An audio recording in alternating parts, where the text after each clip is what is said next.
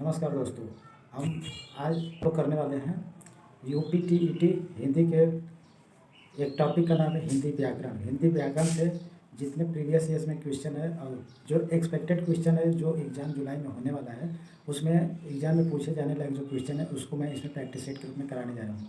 अगर वीडियो अच्छा लगे तो वीडियो को लाइक कर देना है कि अगला वीडियो मैं किस टॉपिक पे लाऊँ, किस प्रकार की वीडियो बनाऊँ, ये कमेंट में लिख देना, बता देना कि हाँ किस प्रकार की वीडियो चाहिए। तो स्टार्ट करता हूँ मैं प्रैक्टिस सेट को क्वेश्चन नंबर 1 से।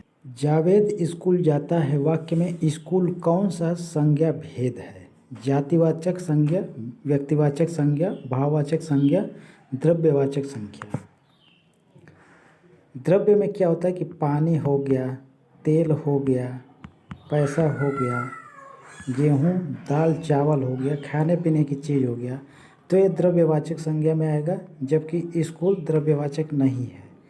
भाव का मतलब है कि इमोशन हो गया जिसको हम लोग देख नहीं सकते एकदम प्रत्यक्ष आँखों के द्वारा, तो ये भी नहीं होगा। जातिवाचक या फिर व्यक्तिवाचक हो गया। जाति का मतलब होता है कि एक पूरे समूह की बात करेगा, एक पूरे समूह की बात एक को बता देने पर सबकी बात हो जाएगी। स्कूल क्या है? स्कूल एक जाति की बात करता है। व्यक्ति का मतलब होता है कि किसी के बारे में बता रहा है, ओनली वन पर्सन, तो यहाँ पे फर्स्ट ऑप्शन हो जाएगा सही, जातिवाचक संज्ञा। इसके बारे में थोड़ा सा हम लोग जान लेते हैं। स्कूल किसी एक विशेष स्कूल का नाम नहीं है बल्कि पूरे वर्ग का बोध करा रहा है, वही तो बताया हूँ, समूह का बोध करा रहा है, इसलिए यह जातिवाचक संज्ञा है। व्यक्तिवाचक संज्ञा क्या होता है? जैसे दिल्ली और राम, ये किसी, दिल्ली क्या है? दिल्ली एक केंद्र शासित प्रदेश है, तो और भी तो केंद्र शासित प्रदेश होता है, तो कई हो गया, और जब एक को बताया जाता है तो वो जाति हो जाता है। भाववाचक जैसे अच्छाई, बचपन, ये भाववाचक है। द्रव्यवाचक सोना, पानी, ये सब द्रव की बात करेगा।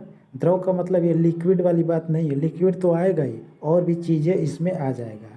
तो आगे है नेक्स्ट क्वेश्चन, बचपन कौन सी संज्ञा है? जातिवाचक, भाववाचक, व्यक्तिवाचक, समूहवाचक।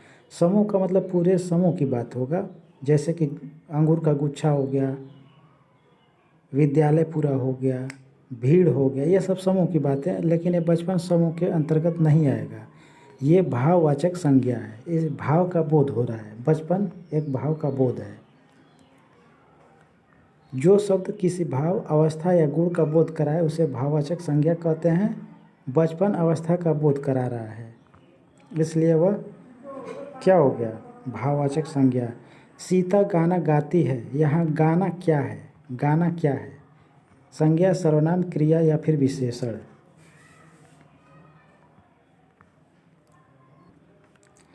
गाना एक प्रकार की संज्ञा है, तो संज्ञा इसका सही आंसर हो जाएगा।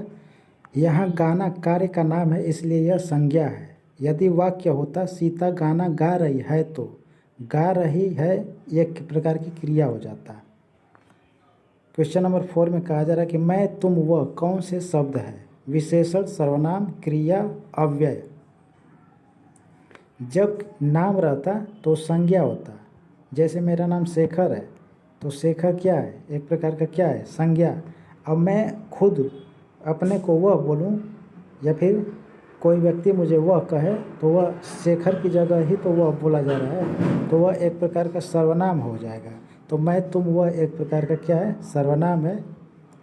जो शब्द संज्ञा के स्थान पर प्रयोग होता है उसे सर्वनाम कहा जाता है, ये बात ध्यान रखना है। क्वेश्चन नंबर नेक्स्ट में कहा जा रहा है कि जो मेहनत करता है वही सफल होता है। यहाँ जो कौन सा सर्वनाम है? जो शब्द जो आया यहाँ पे, ये कौन सा सर्वनाम है? पुरुषवाचक, निजवाचक, संबंधवाचक, निश्चयवाचक। यहाँ पे ये संबंधवाचक सर्वनाम है, जो वही संबंध स्थापित करता है, इसलिए संबंधवाचक सर्वनाम है। अगला क्वेश्चन है कि काला घोड़ा में काला क्या है? संज्ञा, विशेषण, क्रिया, सर्वनाम। बहुत आसान, ये तो दिख ही गया। ये विशेषण है, किसी की विशेषता बता रहा है, घोड़े की विशेषता बता रहा है कि घोड़ा कैसा है, तो काला है, तो जिसकी विशेषता बताई जाती है वह विशेषण हो जाता है। जो शब्द संज्ञा की विशेषता बताए उसे विशेषण कहते हैं। काला घोड़े का रंग बता रहा है, अगला क्वेश्चन में है कि वह बहुत तेज दौड़ता है। यहाँ जो तेज शब्द है वो क्या है? क्रिया विशेषण, विशेषण, सर्वनाम, संज्ञा। तो वह तेज तो दौड़ रहा है, लेकिन बहुत तेज दौड़ा तो इसमें तेज क्या है? तो तेज इसमें क्रिया विशेषण है। ऑप्शन नंबर फर्स्ट करेक्ट हो जाएगा। तेज यहाँ दौड़ने की विशेषता बता रहा है, इसलिए क्रिया विशेषण है। राम ने खाना खाया, यहाँ ने कौन सा कारक है? जो इसमें ने शब्द आया है वो कौन सा कारक उसमें है? कर्म कारक, करण कारक, कर्ता कारक, संबंध कारक। कर्ता जो शब्द है ये ने को संबोधित करता है, तो ने इसमें क्या आएगा? कर्ता कारक। सी ऑप्शन हो जाएगा करेक्ट। ने कर्ता कारक का चिन्ह है। स्पष्ट है? मुझे पानी दो, यहाँ मुझे कौन सा कारक है? संप्रदान कारक, अपदान कारक, अधिकरण कारक, संबंध कारक।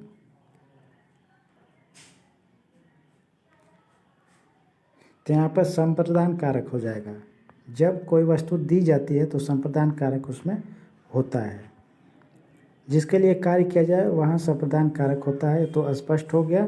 अगला क्वेश्चन है, पेड़ से फल गिरा, यहाँ से कौन सा कारक है? जो इसमें से दिख रहा है, पेड़ के बाद से दिखा है, उसमें कौन सा कारक है? करण, अपदान, कर्म, अधिकरण।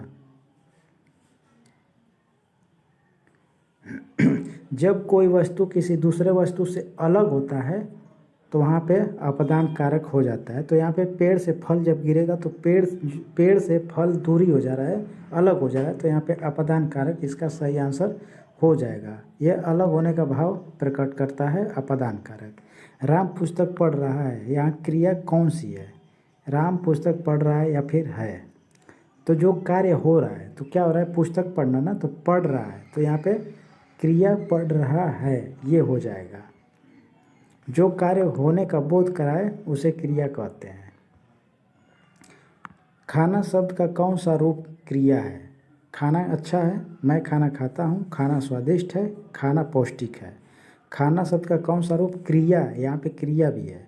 तो सेकेंड ऑप्शन में दिख रहा है मैं खाना खाता हूँ। खाना एक प्रकार की क्या है? क्रिया है। राम और श्याम आए, यह कौन सा वाक्य है? सरल, मिश्र, संयुक्त, संकेतवाचक। और से स्पष्ट होगा कि और ही बता पाएगा कि वो क्या है। तो इस सरल वाक्य है, सरल वाक्य।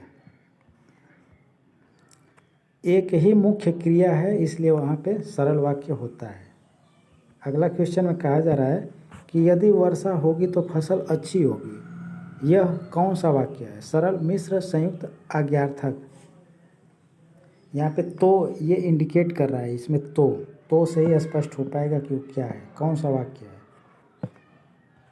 तो यहाँ पे मिश्र वाक्य है, मिश्र वाक्य। मुख्य प्लस आश्रित उपवाक्य जब जुड़ता है तो मिश्र वाक्य बनता है। राम आया और श्याम गया, यह कौन सा वाक्य है? सरल, मिश्र, संयुक्त, संकेतवाचक। तो यहाँ पे इसका सही आंसर हो जाएगा संयुक्त वाक्य। दो स्वतंत्र उपवाक्य और से जब जुड़ा होता है तो वहाँ पे संयुक्त वाक्य होता है। जल का पर्यायवाची इसमें से कौन है? नीर, अग्नि, वायु, नभ।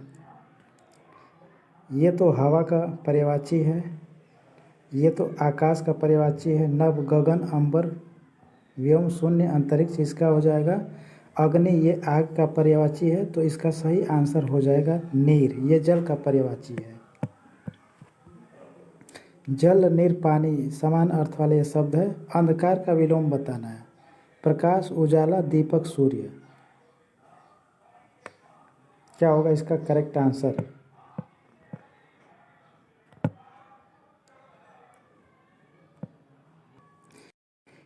अंधकार का इसमें विलोम होगा प्रकाश, प्रकाश इसका सही आंसर हो जाएगा। आगे देखते हैं।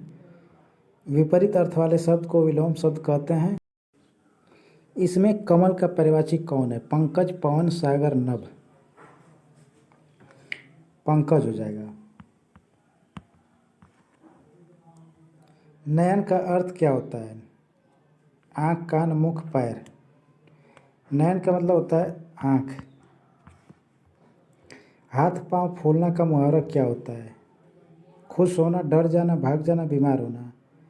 डर जाना इसका सही आंसर होगा, यहाँ पे दिख गया आंसर। मुहावरे का अर्थ शाब्दिक नहीं होता है, ठीक, ये बात हमेशा ध्यान रखना है।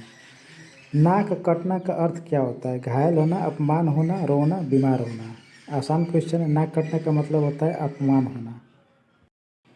घर का भेदी लंका ढाहे, लोकोक्ति का अर्थ है घर सजाना, अपने ही नुकसान पहुंचाते हैं, मित्रता करना, युद्ध जीतना।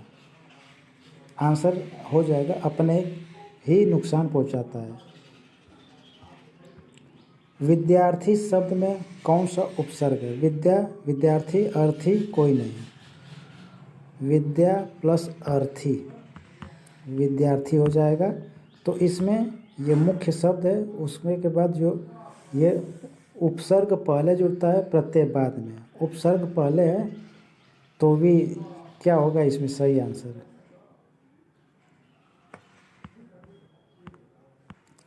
तो मूल शब्द के जो पहले रहता है वो उपसर्ग, तो इसमें मूल शब्द के पहले कुछ शब्द दिखा ही नहीं, तो यहाँ पे कोई नहीं, इसका सही आंसर हो जाएगा।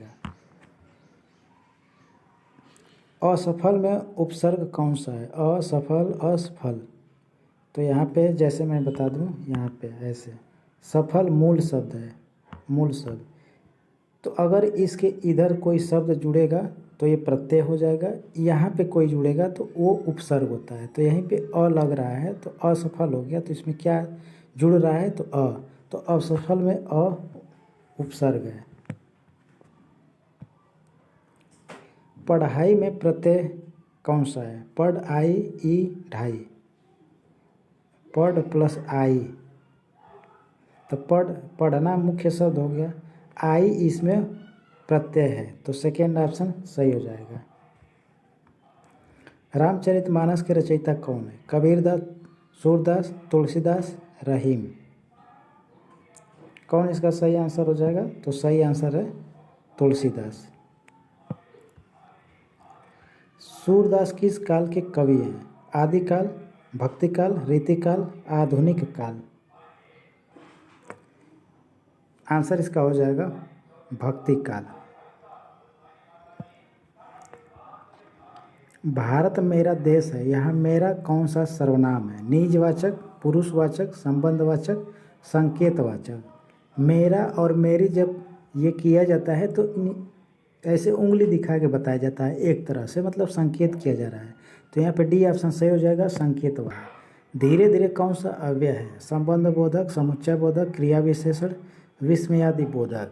तो किसी चीज़ के बारे में उसकी क्वालिटी बता रहा है, तो क्रिया की विशेषता बता रहा है, क्रिया की विशेषता है,